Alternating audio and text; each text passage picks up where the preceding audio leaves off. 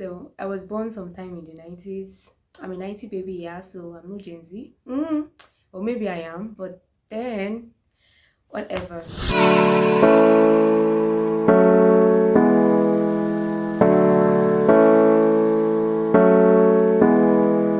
Hello, homies. Welcome back to my YouTube channel.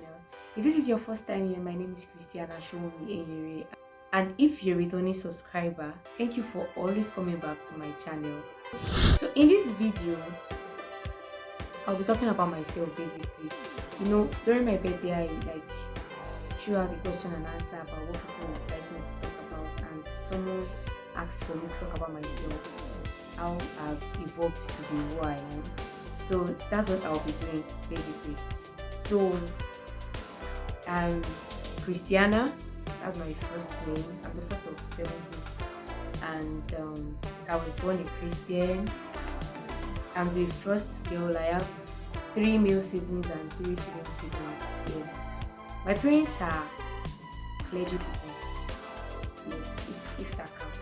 My parents are clergy people. I'm from Ogun State, but now I'm married to a Delta man, so I think it's safe to say I'm from Delta State by marriage. Wow, I love how that sounds.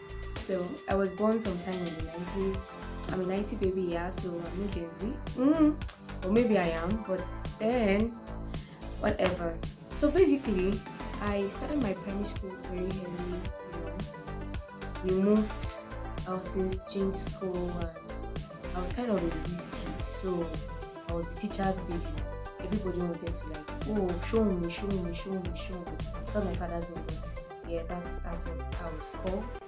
And in primary school, I was the library prefect. Yes, because I was that good. And then in secondary school, I remember that I completed my primary school in Ogun State, and my daddy was asking me that which secondary school would I love to attend. And then we had a family friend that didn't know secondary school then. That school that started me attend, I like this school, that I think I want to go to this school. I'm like, okay, if that's what you want, no problems. I was like, hey, Abulegba is far. I was like, okay, no problems. So, I took the entrance and I got into the school. So the school was way different from where I was coming from. Like, it was way different, and it kind of was difficult for me to fit in. I don't think I ever got to fit in, but I think I just adjusted as time passed, because I was this tiny, slim, short little girl, and then I had tall, big, plumpy people as my classmates. And I sort of was intimidated because I'm not used to that kind of body frame. And I remember that one time I approached one of my classmates in another class, and I called her senior. Sorry, senior, please excuse me, I'm looking for. It was embarrassing when I got to know that she was actually my classmate. But yeah, so that was it. And I think later on I found my feet. It wasn't easy. I was coming from Ogun State to Lagos State every day. Yeah, I think that kind of affected me. But if that was the cost to pay for getting quality education, yeah, I enjoyed it. And I think people started noticing that I was good. So I wasn't top 3, or maybe I was top 5. And then when the classes were splitted, I think in senior school, then that was when my shine came, because different people went to different departments. And then in science class, I think I was like top 3. And I started representing the school at competitions. People started noticing me. I went from that naive person to someone that teachers would like. Well, teachers always knew me because of my scores, though, but teachers would like, go and meet me, go and call show me, and all of that. So it sort of just allowed me to get comfortable in the midst of the kind of people that were my classmates then. My mommy bought this uniform for me. The skirt was so big. Imagine me very slim wearing big skirts. Even when I wanted to change my uniform and I went to get uniform, the bossa was telling me, show me, this your skirt is too small. You will not pick big skirt so that you will not return it. It was so embarrassing, but I had to pick big skirt, because if I had picked my size, my parents would have toned me down or asked me to return it, because I had to buy a uniform that would fit me for a long time, because the uniform was expensive. and my dad's business wasn't so rosy anymore, so we had to just manage and manage. It was kind of intimidating to see people living comfortable and studying while you are like struggling and you are studying, but then you still have to top the class because you can't afford to disappoint your parents. So I eventually became the library prefect also in my secondary school because I'm good like that. So I wanted to study medicine. Initially I wanted to study accounting, but I was failing at business studies, so I decided, okay, medicine is like cheaper since I always pass sciences. So I decided to study medicine. They didn't tell me. I wrote my JAM and I failed. Despite having 8 distinctions and 1 credit in my YEC, I had 198 in my JAM, and I think I had 54 or 56 in my post JAM for OU. So I did not get admitted for medicine, which was really painful. You know how that people will see their admission letter and then they'll be very happy. I actually saw my admission letter and I was sad, I was crying, I was literally wailing. And everybody were just begging me and consoling me that Ashibi used to admission. Be thankful. I was like, hey, no, this is not what I want to study. After many consultations, they told me that when I enter and I do 100 level, then I can switch courses. There's no greater lie that's been sold to us from higher institution than that. Don't worry, you can start, then you switch. Or with your course, you can work anywhere. You cannot work anywhere. Sorry to burst your bubble. Maybe teacher in a private school where they will pay you like less than the minimum wage, or maybe like me, customer service, where you really do not have a choice. So I didn't have a choice. I decided to study human anatomy. And then on getting to the school, I realized I couldn't change my course, and my dad wanted me to like re-enroll for JAM and rewrite JAM. But knowing the kind of person my dad is not mediocre, he doesn't settle for less. So I cannot be in school and write JAM and fail. He will question what I'm learning in school. So I just said, Dad, you know what? I'm not writing JAM again. Let me just hold this through. Then maybe when I finish, I can come back and study medicine. It was shaky then, but I was like, I can still come back and study medicine now. I'm still young, the age is still by my side. And then I finished anatomy. I graduated like really early, and in between going to serve, I decided to learn to sew. That is where I like got the sewing skills from. I attended Celestial Church of Christ, Commonwealth of Students Parishes. Jesus, I don't even remember the name again. CCCOUCWSP, Ikene Shagam chapter. That was where I attended. So the OMR body, that's Old Members Reunion Body, organized a skill acquisition training for former members, and I applied and I got selected, and then I learned to sew at the Future Home Fashion, the Future events, the Future. My boss does everything doable. So yeah, I learned to sew, and I had to go to serve, and my service year is like the worst year of my life. I think so far it's still been the worst. I don't pray for any other worst year, but my service year was like the worst year of my life. I was in another man's land. I was trying to leave, but I was stuck. I could not adapt. I could not cope.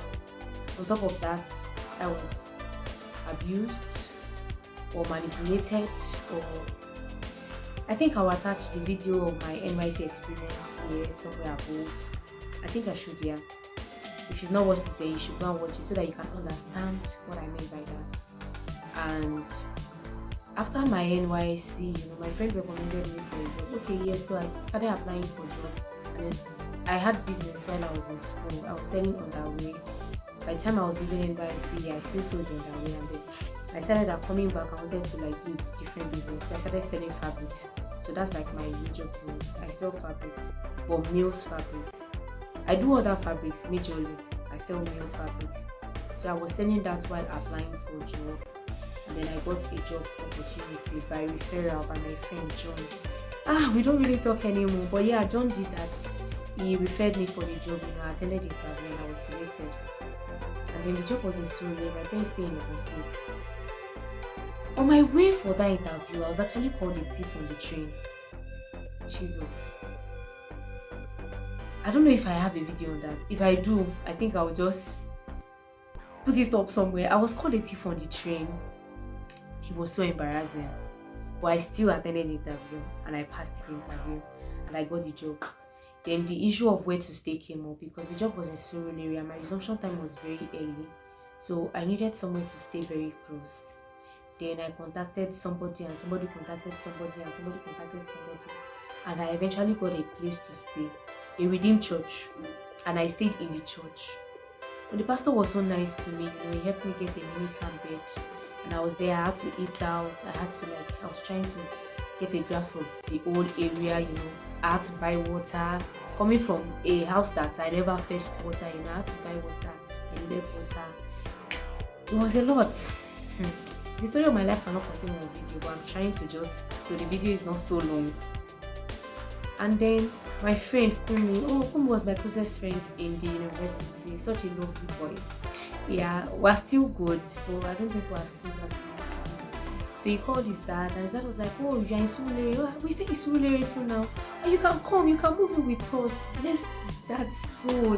His daddy came with his car to pick my loads, took me home, introduced me to his siblings, and then I was there, from there I was going to work. It was so comfortable because it was around Lawansin and I was going to Bode Thomas, so I didn't have to spend so much on transportation.